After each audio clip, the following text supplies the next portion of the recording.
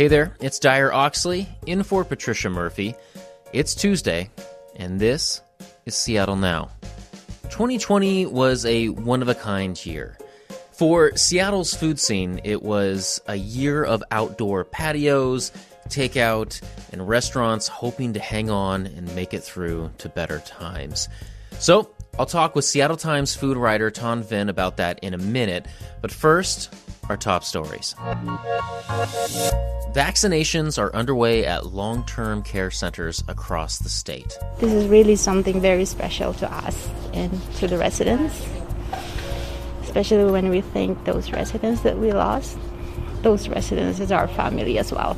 Nurse Alice Cortez was among the staff and residents who got a dose of the Pfizer vaccine at Life Care Center of Kirkland on Monday. That nursing home was the scene of the state's first outbreak, where 46 people died. The state's nearly 4,000 long-term care facilities are at the top of the list for distribution of the vaccine. Washington State's congressional delegation voted mostly in favor of upping economic stimulus checks to $2,000 on Monday. Republican Jamie Herrera Butler joined all 7 Democrats in voting yes. Now it's up to the Senate, which has not scheduled a vote. And we are in for some big snow in the mountains. The National Weather Service says 2 storms this week could dump a couple of feet in the Cascades, could be up to a couple of feet at Mount Baker, maybe up to 3 at Stevens Pass. But here in Seattle, no snow, just a lot of rain. The pandemic has upended our lives this year, especially in terms of food. Here in Washington, in-person dining closed for the first time back in March, and since then, many of us have embraced baking bread, for example, or takeout, but restaurants are still struggling. So I'm going to talk about this chaotic food year with my guest who's covered it. Vinh is a food and drink writer with Seattle Times. He's also a friend of Seattle Now. Thanks for joining us. Thanks, Dyer. Thanks for having me. We are now in the final days of 2020, and this has been a year that's completely upended the restaurant industry. And I'm curious, when did it first hit you that the coronavirus was going to devastate our restaurant scene? It was actually, I would say, in the first 3 to 4 weeks when this started, Dyer, because you can tell they didn't know how to handle this. And when I say they, I mean the restaurant industry, but really all business in general, because they started doing takeouts, and the takeouts were awful. Because basically what they were doing is just dumping anything that they had in the fridge or just trying to get rid of it. And most of the meals I had, I would say maybe 60 to 70% of the meals I had from the get-go were just awful, because just like medium rare steak over salad that sat in a to-go container that was like a steam chamber for 40 minutes. By the time we got home, it was unedible. So it was just, from the start, it was just a matter of just dumping whatever you had in the fridge, because no one knew where this was going.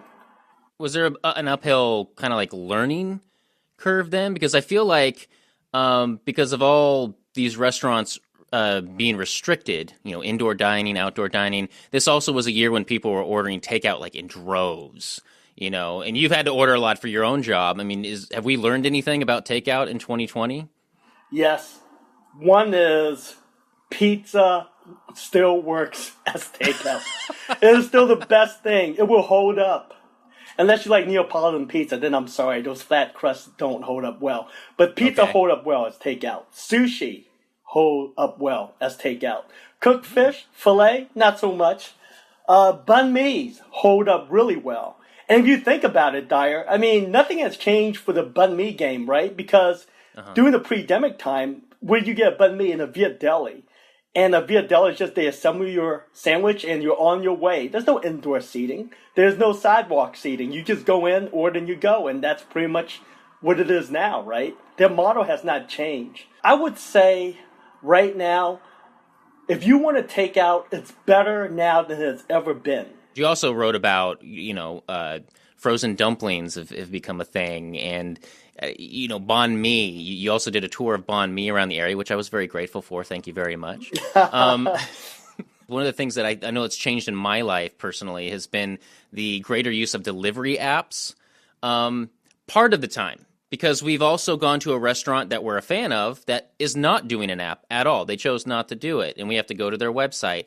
And then another restaurant added a online ordering system. It's like almost like 3 different ways to order from restaurants. What has been going into this equation for restaurants using apps, not using apps, and evolving during this year? For one thing, in terms of food delivery, I think a lot of restaurants have tried to move away from that, or they've encouraged people to order directly from them. A lot of places, well, I wouldn't say a lot, but quite a few now do their own delivery in-house within 5 miles. And I don't understand why 5 miles is the magic number, but it's 5 miles. And that's a way to employ their servers and so forth. But it's funny, when you think about food delivery, it used to be, you say that, and what's the first thing that comes to your mind? It's like Domino's. It's like Domino's is sort of like Kleenex, right? When you need a tissue, you want a Kleenex. Because Domino's just dominated the industry. And it wasn't until recently they had DoorDash and Uber Eats. And I can tell you right now that even when this pandemic ends, this delivery food system is like a game changer. It's not going away. So essentially what you're saying is this is a new norm. Whereas, I mean, we had delivery before the pandemic, but after the pandemic, there's going to be this noticeable difference. That almost begs another question, though, because if anybody's been following your work, a few weeks ago you reported that 624 restaurants, I believe, have closed since the beginning of the pandemic. I mean, how many do you imagine will be permanent from that? That apparently, according to the national restaurant industry here, is permanent closure. And a lot of people say it's a lot higher than that. And the real answer, Dyer, is like, we don't know what that number is. Because a lot of people are in a holding pattern right now. Winter is like the slowest months for the restaurant industry. You're going to lose money. There's no way you can make money, I don't think, during the winter months for restaurant industry. And the only question that remains for me is, do I lose less money by opening, or do I lose less money by not opening? I mean, it's interesting you bring that up, though, because also during this time, I don't know if calling it a trend is appropriate. You tell me. You've mentioned that a lot of restaurants have opened during 2020, and that experience has to be difficult. I mean, what has opening a restaurant looked like this last few months? We've written a lot about restaurant openings, and there are like hundreds and hundreds of openings. And the question that is on everyone's mind is, why would you do that? It's crazy. Well, the reality is most of them made these deals and signed the lease during the pandemic time. And they're just stuck with the lease. And, it's like when life gives you lemons, right? You just got to make do. It's tough because there's no indoor seating. And because of the weather and because of our cramped real estates, there's not a lot of outdoor seating. A lot of people can't do outdoor seating. So it goes back to takeout. I would tell you that pretty much everyone, or 1 out of every 3 restaurants, is doing a chicken sandwich now. And the main reason why is chicken is the cheapest form of meat. It's the cheapest meat. So if you're going to make money and you can sell live chicken, you're going to do better than a lot of people. And for all this talk about how bad fast food is for you, and it's a Darth Vader, it's an evil empire, fast food restaurants have done a big service for the restaurant industry, and that is they've made chicken sandwich sexy. And everyone's doing chicken sandwich, and everyone's eating chicken sandwich. And if you're in the restaurant industry, you want people to eat chicken sandwich because, again, like I said, it's the cheapest meat. So that's your highest profit margin. At this point, vaccines are being distributed. Some folks have some hope is on the way, fingers crossed. So heading on into 2021, I mean, what are you hoping to see for restaurants and food in the coming year? I think, basically with the relief package, the question becomes, is this enough to save the restaurant industry? Well, maybe save is too strong a word, but can they hang on during the winter months? That is the big question.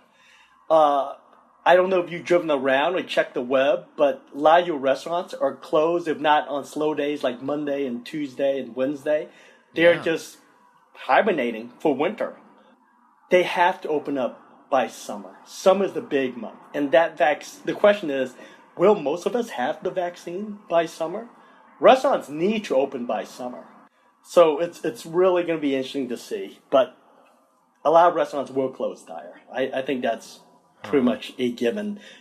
So it's going to be ugly. And I wish I had an answer for you, but I don't know what restaurants will look like in the spring and summer.